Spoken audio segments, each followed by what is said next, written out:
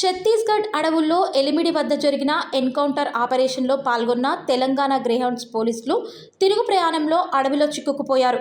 ములుగు, వాజేడు ప్రాంతంలో వాగులు ఉధృతంగా ప్రవహించడంతో 4 రోజుల పాటు అడవిలోనే నరకయాతన పడ్డారు.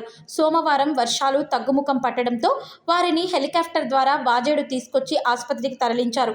శాంతి భద్రతల పరిరక్షణలో పోలీసులు చేసే కష్టం, సాహసం చాలా వరకు బయట ప్రపంచానికి తెలియదు. సంఘ విద్రోహుల అణచివేతలో భాగంగా అడవుల్లో, కొండల్లో తిరుగుతూ ఎండకు ఎండి, వానకు తడిసి, చలికి వణుకుతూ పోలీసులు పడే శ్రమ అసాధారణమైనది.